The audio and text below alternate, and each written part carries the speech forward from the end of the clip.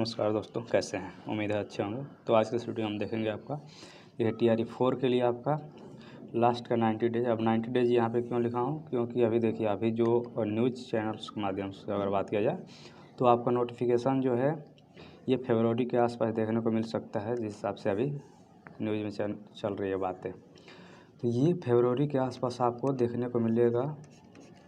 देखिए आपको पता है TRE 3 का जो है ये जनवरी में आपका कंप्लीट होने का चांस है, तो फरवरी में आ सकता है, क्योंकि TRE 3 में जितनी सीटें बचेंगी वो इसी में जोड़ी जाएंगी, मतलब TRE 4 में ही। तो फरवरी में आपका नोटिफिकेशन देखने को मिल सकता है। सीट कितना रहेगा तो इस पर अभी कुछ एग्जैक्टली कहा नहीं जा सकता है, लेकिन हाँ 1 लाख से ज़्यादा ही रहेगा इसमें सीट, इतना तो पक्का है। 1 लाख से अब देखिए कुछ लोग 1,30,000, कुछ लोग 37,000 बता रहे हैं। तो वो आप ऐसे ही आप कॉमन सेंस लगाएं तो आप सोच सकते हैं TRE 3 अभी हुआ ही नहीं, तो सीट कितना बचा है वो अभी ऐड होना है, तो आप कैसे डायरेक्ट बता सकते हैं। तो ये मान के चलिए कि 1 लाख प्लस ही सीट रहेगा, वो हो सकता है 1,30,000 40,000 जितना हो रहा है, क्योंकि TRE 3 का बचेगा तो इसमें ऐड होगा TRE 4 में। तो ये सीट 1 लाख प्लस रहने की उम्मीद है। एग्ज़ाम डेट तो जिस हिसाब से अभी बताया जा रहा है कि अप्रैल में आपका एग्ज़ाम चांस है, लेकिन मेरे हिसाब से इससे भी आगे जा सकता है। अब क्यों जाएगा, क्योंकि अभी स्टेट भी बाकी है, लेकिन आपको वर्स्ट के सिनेरियो लेकर चलना है। तो मान के चलता हूँ चलिए अप्रैल में ही होगा, तो आपके पास अभी कितना टाइम है, तो जनवरी फरवरी मार्च मतलब 3 महीना तो आपके पास पर्याप्त है। तो इसीलिए मैं ये 90 डेज में आपको किस तरह से पढ़ना चाहिए, क्योंकि मैं सिलेक्टेड हूँ TRE 3 में, मेरा रैंक 3 है, ये आपको पता होगा। तो अगर मेरा मार्क्स की बात करें तो 101 था। सोशल साइंस में नहीं, मतलब मेरा 6 to 8 में हुआ है। मैथ साइंस में 101 मार्क्स पर रैंक 3 है। मैथ में मैं दिया था तो उसमें भी 101 मार्क्स है, लेकिन कट ऑफ 102 गया है TGT मैथ में। चलिए वो सब छोड़ते हैं, इसमें आते हैं कि आपको कैसे करना चाहिए। इसके लिए कि इतने दिन में आप कैसे उस जो सिलेबस है इसका कवर कर सकते हैं और कम समय में आप रिवाइज और ये सारी चीज़ें इसमें देख लेते हैं आपको कैसे करना चाहिए। देखिए अब बात की जाए पेपर पैटर्न, तो अगर कुछ चूँकि कैंडिडेट्स इसमें नए भी हैं, कुछ वही पुराने जो होंगे TRE 1 to 3 में जिनके नहीं हुआ होगा वो भी होंगे, तो ये सब के लिए कॉमन वीडियो है। तो इसलिए मैं पहले पेपर पैटर्न डिस्कस करता हूँ। आपको पता है कि टोटल जो है ये अगर बात किया जाए तो लैंग्वेज का होता है 30 क्वेश्चंस, GS का आपका 40 क्वेश्चंस, वैसे सब्जेक्ट का आपका 80 क्वेश्चन। तो ये प्रत्येक एक मार्क्स के हैं। मतलब टोटल अगर बात की जाए कि मेरिट किस पे बनता है तो 40 + 80 मतलब 120 पर आपका मेरिट बनना है। ये जो है लैंग्वेज जो है ये क्वालिफाइंग नेचर में है, मतलब इसको केवल क्वालिफाई करना है आपको लैंग्वेज में। कट ऑफ में ये नहीं जोड़ता है, लेकिन इसका भी आपको इम्पोर्टेंस समझना चाहिए कि जब मेरिट बनता है, जब टाई हो जाता है, मतलब 2 कैंडिडेट्स या उससे अधिक के कैंडिडेट्स का मार्क्स यदि सेम हो जाते हैं, तो उस केस में लैंग्वेज का भी महत्व बढ़ जाता है, क्योंकि इसमें भी देखा जाता है। जैसे आप अलग से मैं एक वीडियो बनाया था कैसे कट ऑफ इसका मेरिट डिसाइड होता है, तो थोड़ा सा बता देता हूँ। जिससे आपका अगर मार्क्स 2 कैंडिडेट्स का बराबर हो गया, तब देखा जाता है कि ये 80 मार्क्स है, इसमें किसका ज़्यादा है उसको वरीयता दिया जाता है। अगर इसमें भी बराबर हो गया दोनों कैंडिडेट्स का, तब देखा जाता है लैंग्वेज में किसका ज़्यादा है उसको वरीयता दिया जाता है। तो जब आप देखेंगे डाउनलोड करके जो अभी रिजल्ट आया तो उसमें जो कट ऑफ दिया गया तो उसमें इसका भी जिक्र किया गया होगा। तो इस हिसाब से ये भी इम्पोर्टेंस रखता है। तो इसको बहुत ज़्यादा तैयारी करने की ज़रूरत नहीं है। मतलब टोटल आपको 30 में 9 नंबर लाना रहेगा पास होने के लिए, जिसमें कि 30 में बात की जाए तो इसमें इंग्लिश भी होता है और हिंदी भी होता है। तो इंग्लिश आपका 8 क्वेश्चन आता है, हिंदी आपका 22 क्वेश्चन। तो ये पेपर इजी रहता है, लेकिन इस बार कहा जा रहा है कि इसका थोड़ा सा लेवल बढ़ेगा, क्योंकि अभी चेयरमैन जो थे वो कहे थे कि मतलब जो कैंडिडेट सेलेक्टेड हुए हैं उनको एप्लीकेशन जो हिंदी में लिखने पत्राचार से संबंधित जितने शब्दावली है वो भी नहीं आ रही हैं, उसमें भी गलत लिख रहे हैं। तो इसलिए थोड़ा सा इसका लेवल बढ़ाने की बात किया जा रहा है हिंदी का। तो थोड़ा सा आप इस चीज़ को देख सकते हैं। अगर बुक देखना चाहें इसको कि पढ़ना ही है आपको, तो फिर आदित्य पब्लिकेशन का हिंदी का बुक आता है, आदित्य पब्लिकेशन, बहुत लोग देखे भी होंगे, तो आप इसको ले सकते हैं अगर पढ़ना चाहें तो। मतलब ये मेरिट के लिए तो इसमें इससे ज़्यादा कोई मतलब नहीं है, वही लास्ट में टाई ब्रेक में इसका महत्व है, लेकिन इसको आप शुरू में देख सकते हैं।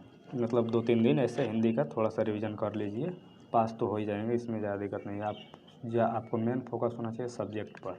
मतलब 80 मार्क्स का जो है ये, क्योंकि ये मेरिट डिसाइड करने में काफ़ी मतलब आपको पढ़ाना भी है, इस सब्जेक्ट ही है, जिस सब्जेक्ट से पढ़ेंगे वही पढ़ाना भी है। तो ज़्यादा फोकस आपको सब्जेक्ट पर ही करना है। 40 मार्क्स में आप बात की जाए कितना का आपको कोशिश करना चाहिए, तो 40 मार्क्स में यदि देखिए 25 प्लस तो आपको लाना ही चाहिए। इससे कम है तो मतलब समझिए कि फिर मेरिट में भी आपको दिक्कत हो जाएगा। 25 से 30 के बीच में यदि नंबर आपके आ रहे हैं तो ठीक है, मतलब कोशिश कीजिए कि 30 तक आ जाए। 32-33 आए तो और अच्छी बात है, लेकिन कोशिश कीजिए कि 30 तक आ जाए। 25 से कम रहेगा तब तो दिक्कत है। तो ये अब इसमें 40 लाने के चक्कर में फिर आपका सब्जेक्ट गड़बड़ हो जाएगा। तो इसलिए कोशिश कीजिए कि जीएस वाला जो सामान्य अध्ययन का 40 मार्क्स है उसमें कोशिश कीजिए कि 27, 28, 30 तक आराम से आ जाए। सोचिए मेरा रैंक 3 था, उसमें मेरा इसमें 27 मार्क्स है, मतलब टीजीटी और 6 to 8 दोनों में मेरा 27 ही था, फिर भी रैंक 3 आया क्योंकि मेरा सब्जेक्ट में ठीक ठाक मार्क्स था। तो ये आप अपने सब्जेक्ट पे ज़्यादा पकड़ बनाइए, फिर ये तो हो ही जाएगा। अब बात कर लेते हैं, देखिए जीएस का ये यहाँ से मैं लिख दिया हूँ, अलग से एक वीडियो बनाया उसको देख लीजिएगा, लिंक इसी के कमेंट में पिन कर दूंगा, उसको वहाँ से देख लीजिए डिटेल में आपको कैसे पढ़ना है 40 मार्क्स का, कहाँ कहाँ से क्वेश्चंस आते हैं। ये बुक है यहाँ पे, इस पर अभी इस वीडियो में ज़्यादा चर्चा नहीं कर रहा हूँ क्योंकि इसका अलग से एक वीडियो बनाया उसको देख लीजिएगा। तो चलिए अब बात करते हैं, सबसे पहले आपको करना क्या है। तैयारी का बात किया है कि 90 दिन में आपको क्या क्या करना है, कैसे कैसे करना है।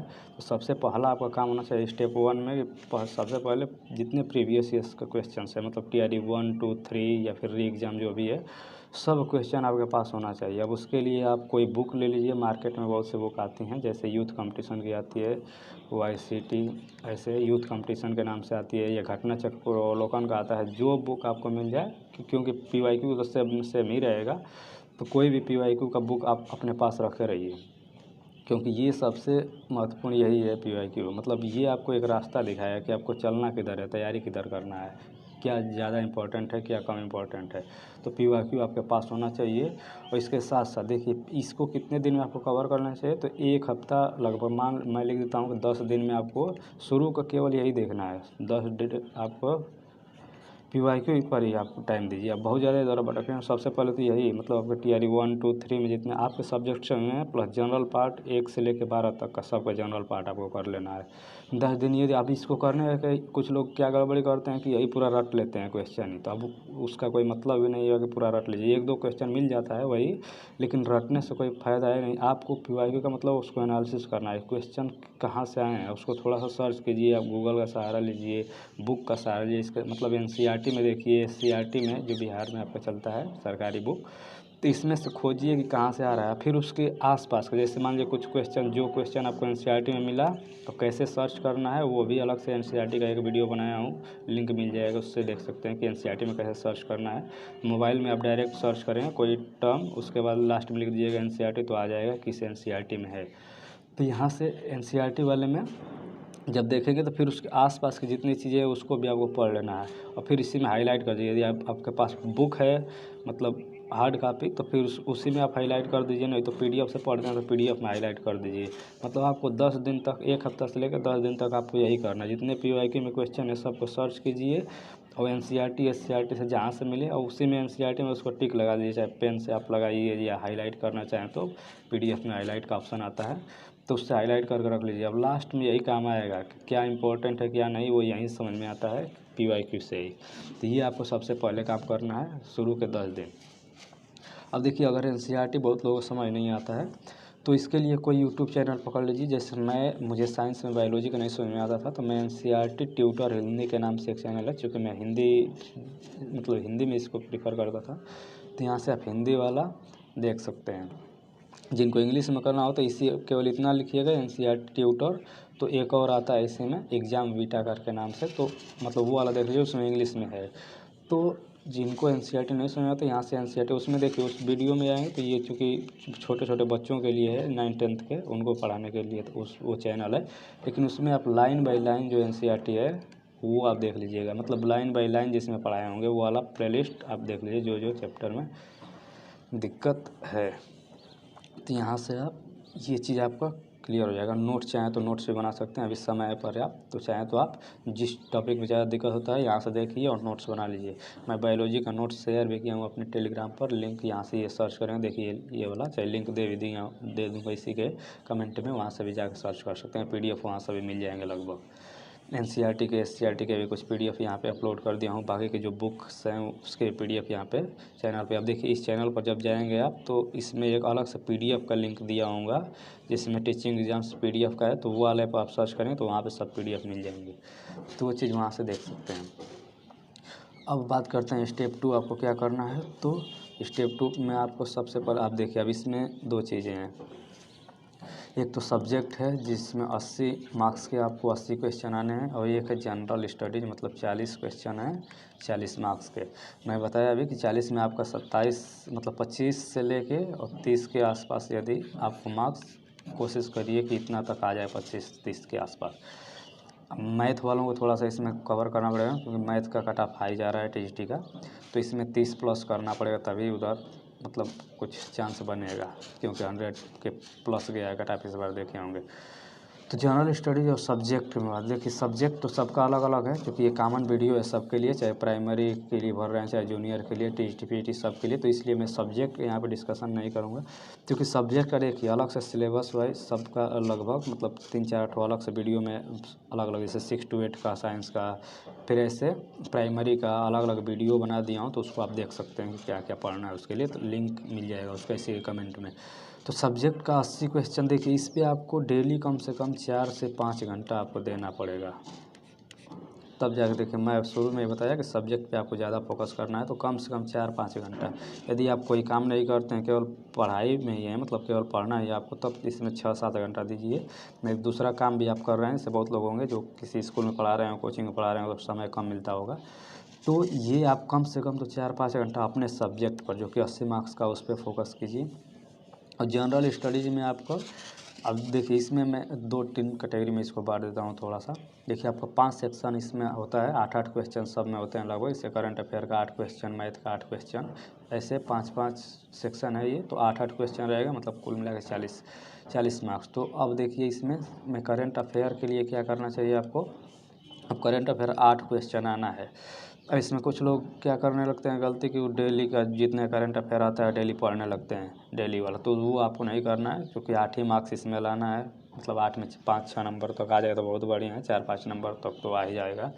तो इसके लिए आपको मंथली कोई भी चैनल मतलब 2 चैनल कम से कम कोई पकड़ लीजिए, जैसे मैं क्रेजी जी के ट्रिक का या फिर एक और ऐसे 1-2 ठो चैनल ऐसे देख लेता था, उसका मंथली वीडियो जो आता है, जैसे अभी मान लीजिए कि आपका एग्ज़ाम होना है अप्रैल में, तो अभी क्या कीजिए कि आपको कम से कम 1 साल का तो पढ़ना ही पड़ेगा, तभी आप दिसंबर का डाउनलोड कर लीजिए वीडियो 1 मंथ वाला, फिर वैसे ही नवंबर का, मतलब ऐसे करते करते और जुलाई तक का कम से कम आपके पास मंथली वाला वीडियो होना चाहिए। अब दिसंबर से शुरू करना है देखना, क्योंकि कुछ चीज़ें इसी में रिपीट होती जाती हैं, तो दिसंबर का पहले देखिए, फिर नवंबर, फिर ऐसे करते करते आप जुलाई तक का वीडियो 1-1 मंथ वाला सबको अपने वही यूट्यूब में डाउनलोड करके रख लीजिए। अब इसको कम से कम डेली आधा घंटा 1 घंटा तक देखते रहिए, मतलब एक ही वीडियो आपके पास मान लीजिए जुलाई से लेकर दिसंबर तक 6 महीने का है, इधर हो गया, फिर अब जनवरी का आएगा, फरवरी का आएगा, तो ऐसे उधर से भी देख सकते हैं 1-1 मंथ का जैसे आएगा वही वाला डाउनलोड करके। अब इसको क्या करना है कि आपको एक वीडियो कम से कम मतलब जब तक एग्ज़ाम ना हो जाए तब तक जब जब समय मिले से आप कहीं टहल रहे हैं, ईयरफोन लगाए कान में, फिर या खाना खा रहे हैं, सोने के टाइम, अभी ठंडी है तो बहुत लोग इसे रजाई में घुसे रहेंगे, तो आप इसको ऐसे देख लीजिए, मतलब लगाए रहिए, आप देखते रहिए, या फिर सुनते भी रहेंगे तो धीरे धीरे चीज़ें माइंड में आप बैठ जाती हैं। तो एग्ज़ाम में जैसे ही आप ऑप्शन देखते हैं तो वहाँ पे चूँकि लिखना तो है नहीं, टिक मारना है, तो आप देखेंगे तो याद आ जाता है। तो ये करना है, मतलब आपको करंट अफेयर बहुत समय नहीं देना है, अब खाते पीते भी इसको करंट अफेयर को कवर कर सकते हैं, क्योंकि मंथली है 1-1.5 घंटे का वीडियो होता है 1 मंथ का, तो उसको आप पहले तो आप नॉर्मल देख लीजिए स्पीड पर, फिर लास्ट में इसका स्पीड 1.5 गुना 2 गुना करके इसको ख़त्म कर सकते हैं 1 घंटा का वीडियो आधा घंटा में। तो इस तरीके से आपको 6 महीने का ये डाउनलोड कर लीजिए मंथली, अभी कोई बुक नहीं लेना है, ये मैं पहले ही बता दे रहा हूँ। तो मंथली देख लीजिए, उसके बाद जैसे जैसे एग्ज़ाम नज़दीक आ जाएगा, मतलब एग्ज़ाम का डेट आ जाए, लगभग 10 से 15 दिन बचा रहे, मान लेता हूँ कि 15 दिन अभी बचा है, तब कोई भी एक बुक ले लीजिए, बुक से यदि पढ़ना चाहें तो, नहीं तो पीडीएफ चाहें तो पीडीएफ ले लीजिए। अब इसमें स्पीडी का भी आता है, या फिर एडिटोरिया आता है, आप बहुत लोग अलग अलग फॉलो करते होंगे। तो जो आप फॉलो करते हैं, जिससे समझ में आता है, जिससे क्वेश्चन आता है, जो आपको समझ में आता है वो वाला एक ले लीजिए ईयरली बुक, और लास्ट में 10-15 दिन बचे तब इसको कवर करिए। चूँकि आप पहले से मंथली वाला पढ़ें तो इसमें बहुत सी चीज़ें जो हैं आपको पहले से याद रहेंगी। तो ये आपको करंट अफेयर के लिए करना है, मतलब इस पर अलग से कुछ आपको ज़्यादा समय ही नहीं देना है। अब समय आपका बचा तो देखिए मैथ पे आपको समय देना चाहिए, क्योंकि मैथ आपको पता है स्कोरिंग सब्जेक्ट है। यदि मैथ आपको आता है तो 8 क्वेश्चन में 8 क्वेश्चन आप सही कर लेंगे, जबकि दूसरे सब्जेक्ट में इतना आप नहीं सही कर पाएंगे, मतलब बहुत मुश्किल होता है हिस्ट्री ज्योग्राफी में करना, लेकिन मैथ में आप कर सकते हैं। तो मैथ पे आपको डेली कम से कम 1 से 2 घंटा देना चाहिए। अब कोई भी, अब देखिए मैं टॉपिक वाइज मैथ का बना भी दिया था कि किस चैप्टर से कितने क्वेश्चन आए हैं, तो वो चैप्टर आप देख सकते हैं, वीडियो से कमेंट में मिल जाएगा उसका लिंक। तो आपको डेली 1-2 घंटे तो कम से कम मैथ पे देना है, चाहे आप किसी भी कैटेगरीज के लिए भर रहे हैं, क्योंकि आपको पता है कि 8 क्वेश्चन बहुत मायने रखता है मेरिट बनाने के लिए। तो इस पर 1-2 घंटा, अब इसके लिए जो चैप्टर आपको नहीं समझ में आ रहा है तो उसके लिए कोई यूट्यूब चैनल जिस पे आपको समझ में आ रहा हो, किसी के जिसका वीडियो, उसका आप देख लीजिए चैप्टर वाइज। आप कोशिश कीजिए कि नोट्स बना लीजिए 15-20 क्वेश्चन का उस चैप्टर से, क्योंकि आपको 10-15 चैप्टर हैं टोटल। अब एक मान लीजिए कि 1 महीना में आप चाहें तो मैथ ख़त्म कर सकते हैं 2-2 घंटा भी पढ़ेंगे तो। जैसे अब मान लीजिए 20 क्वेश्चन का आप नोट्स बना लीजिए, पहले तो एक बार वीडियो देख लीजिए नॉर्मल ऐसे, उस समय ना नोट्स बनाइए, उस समय ध्यान से देख लीजिए, और फिर उसी वीडियो को आप आराम से स्क्रीनशॉट ले लीजिए, या फिर क्वेश्चन के ऐसे बढ़ा के वहाँ से नोट्स बना लीजिए 15-20 क्वेश्चन के हर चैप्टर के। तो आपके पास 30-40 पेज के एक नोट्स बन जाएंगे आराम से, उसको लास्ट टाइम में उसी को पढ़ते रहेंगे तो फिर चीज़ें क्लियर हो जाएंगे। फार्मूला बुक एक आता है, वो फार्मूला बुक मैं उसका PDF भी उसमें सेंड किया हूँ अपने टेलीग्राम पे, देख सकते हैं, आदित्य रंजन का और गगन प्रताप का। तो उससे आप फार्मूला चाहें तो याद कर सकते हैं। अब देखिए आपको करने के करंट अफेयर तो ऐसे बोल दिया कैसे आपको करना है, वो तो अलग, उसको छोड़ ही दीजिए। अब जैसे बता दिया वैसे करते रहना है। अब डेली करना है आपको मैथ, ये डेली आपको होना चाहिए। अब बचा मैथ के साथ क्या करना है, तो मैथ के साथ कोई एक सब्जेक्ट, या तो मैथ के साथ हिस्ट्री कीजिए एक दिन, फिर 1 या 2 दिन लगातार, आप जिस हिसाब से चाहें। मॉडर्न हिस्ट्री केवल पढ़ना है, आपको पता है पूरा हिस्ट्री भी नहीं पढ़ना है। और इसके साथ साथ हिस्ट्री का बात करें तो हिस्ट्री का कोई यूट्यूब चैनल से किसी का वीडियो एक मैराथन डाउनलोड कर लीजिए। जैसे ये मैं ऊपर करंट अफेयर के लिए बताया कि मैं कोई डाउनलोड करके, वैसे ही मैराथन डाउनलोड कर लीजिए। किसके लिए, तो इंडियन नेशनल मूवमेंट जो है केवल वो वाला वीडियो, मतलब भारतीय राष्ट्रीय आंदोलन जो है वो किसी भी चैनल से आपको 4-5 घंटे का वीडियो मिल जाएगा, उसको डाउनलोड करके रख लीजिए, उसी को आप देखते रहिए जब समय मिले हफ्ते में, मतलब 4-5 दिन के बाद एक बार, या फिर कहीं खाली समय में घूम रहे हैं तो वहाँ इसको ऐसे आप देख सकते हैं, एक वीडियो आप डाउनलोड कर लीजिएगा। बुक के लिए भी अलग से बताया हूँ NCERT और क्या क्या कौन सा चैप्टर इंपॉर्टेंट है, तो वो आप हिस्ट्री वाला जाके आप देख सकते हैं वीडियो, इसमें हिस्ट्री के कौन कौन से चैप्टर इंपॉर्टेंट है वो सब बताया हूँ, NCERT के और SCERT के। पूरा चैप्टर भी आपको नहीं पढ़ना है, मतलब कुल मिलाकर 7-8 चैप्टर पढ़ना है, तो आप वहाँ से देख सकते हैं। तो वही बताया, मैथ के साथ आप एक सब्जेक्ट पढ़ लीजिए, मैथ तो डेली करना ही है, उसके साथ या तो हिस्ट्री पढ़ लीजिए या 1-2 दिन, या फिर उसके बाद मैथ के साथ जियोग्राफी पढ़ लीजिए। तो ऐसे आपको करना है, मतलब 2 सब्जेक्ट इसमें से डेली लेकर चलना है। मैथ तो एक फिक्स है, उसके साथ हिस्ट्री या तो पढ़िए या फिर जियोग्राफी पढ़िए।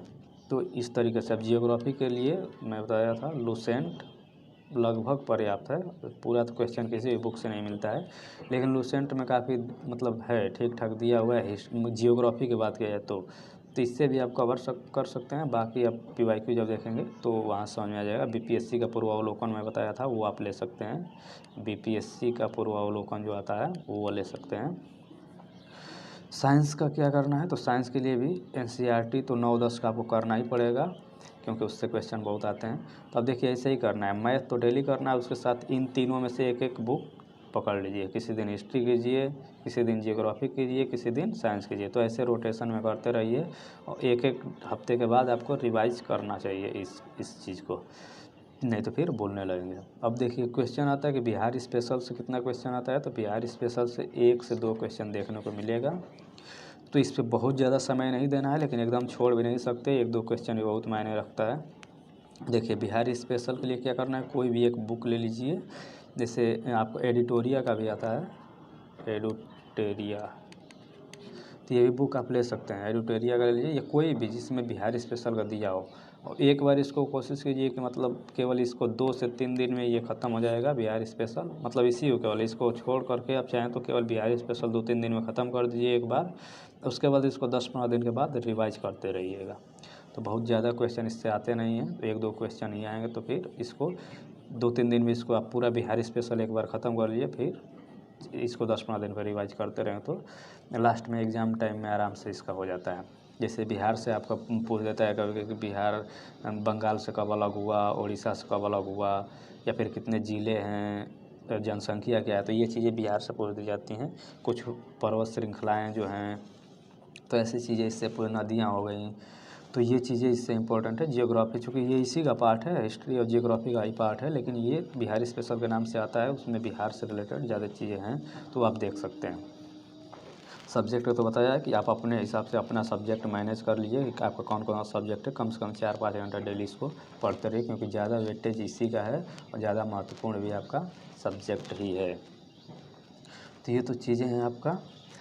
अब बात कर लेते हैं रिवीजन का क्या करना है। तो रिवीजन के लिए अभी बताया कि सबसे बढ़िया चीज़ होता है रिवीजन करना। देखिए ऐसे कहेंगे कि कैसे रिवीजन करें, तो फिर उसके लिए सबसे जो सरल तरीका है वो है मॉक टेस्ट लगाना। अब मॉक टेस्ट कहाँ से लगाएंगे, तो देखिए अलग अलग अभी तो बहुत से चैनल हैं जो अपना पब्लिश कर दिए हैं मॉक टेस्ट, चाहे तो ख़रीद सकते हैं। टेस्ट खरीदने का मैं कोर्स ख़रीदने के लिए तो वो आपके ऊपर है, ख़रीदें चाहे ना ख़रीदें। मैं कोई कोर्स कभी नहीं ज्वाइन किया हूँ। तो टेस्ट के लिए आपको टेस्ट ले लेना चाहिए, मैं कहूँगा किसी का भी 2 चैनल कम से कम ले लीजिए। एक तो टेक्स्ट बुक आता है, ये तो लगभग सबके पास होता ही है, नहीं होगा तो आप ले लीजिएगा 1 साल का। इसमें सभी एग्ज़ाम दे सकते हैं, मतलब इसको एक बार ले लेंगे तो दूसरे एग्ज़ाम्स जो हैं, चाहे एसएससी, बैंक, रेलवे, चाहे जो चीज़ आप देना चाहें वो सब दे सकते हैं इस पर। तो टेक्स्ट बुक ले लीजिए 1 साल वाला। इसमें पास प्रो लीजिएगा, नहीं तो प्रीवियस ईयर्स क्वेश्चन नहीं मिलता है। मतलब प्रो लेंगे तब प्रीवियस ईयर्स क्वेश्चन जितने हैं वो यहीं से मिल जाएंगे आपको, अलग से बुक लेना भी नहीं पड़ेगा पीवाईक्यू के लिए। तो ये आप टेक्स्ट बुक से आप देख सकते हैं। और देखिए इसको क्या करना है कि अब इस पर वही करना है, इस पर कई बार अटेम्प्ट करने का अवसर भी देता है। जैसे एक ही टेस्ट को आप 2-3 बार दे सकते हैं। तो इसमें वही करना है, कोई भी जैसे आपके TRE 1, 2, 3 हुआ है, आपके पास 3 पेपर तो कम से कम है, जिनका री एग्ज़ाम हुआ तो 4 पेपर हो गए। तो हर हफ्ते कोशिश कीजिए कि जो टेस्ट आप दिए हैं उसी को फिर अगले 2-3 हफ्ते के बाद फिर उसी टेस्ट को दीजिए। अब ये ना सोचिए कि इसको तो मैं दे ही लिया हूँ, वही वाला जो पहले टेस्ट आपका हुआ है, मतलब जो TRE में आया है वही वाला टेस्ट फिर से आप देते रहिए 10-15 दिन के बाद। तो उससे क्या होगा कि आप एक सही ट्रैक पर बने रहेंगे। जो बात किया जाता है ना कि आप पढ़ना क्या है, तो वो चीज़ें यहीं से पता चलती हैं। जब आप पीवाईक्यू को बार बार लगाते रहेंगे, भले आप एक बार लगाएं फिर उसको टेस्ट दीजिए, उसके बाद उस आप देखेंगे कि मतलब जो आप सही दिशा होता है वो आपको मिलती रहेगी उस टेस्ट से।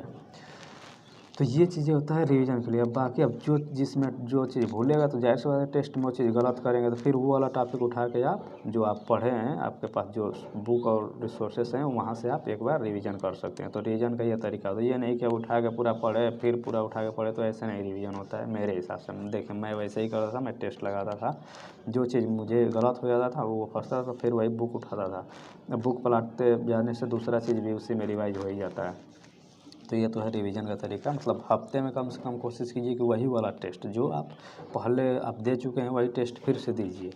तो इस तरीके से आपका रिवीजन हो जाएगा। मॉक टेस्ट के लिए बता दिया कि आप कोई भी दूसरा भी ले लीजिए, एक टेक्स्ट बुक चाहें तो इसको ले लीजिए, इस पर काफ़ी टेस्ट मिल जाते हैं। तो ये तो सारी चीज़ें हैं। अब SCERT की बुक कुछ लोग पूछते हैं कैसे डाउनलोड करना है, तो देखिए SCERT का अलग से वेबसाइट है, ELOT सर्च करेंगे तो यहाँ से जाके आप इसका बुक जो है वो डाउनलोड कर सकते हैं। टेलीग्राम पे भी मैं कुछ बुक्स दे दिया हूँ PDF, तो वहाँ से भी देख सकते हैं।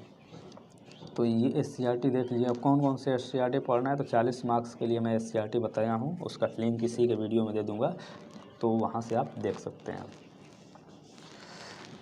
तो चलिए ये तो है अभी का, बाकी का कोई अपडेट आता है तो उस पर अलग से वीडियो बना दूँगा। देखते रहिए, मिलते हैं नेक्स्ट वीडियो में, तब तक के लिए धन्यवाद।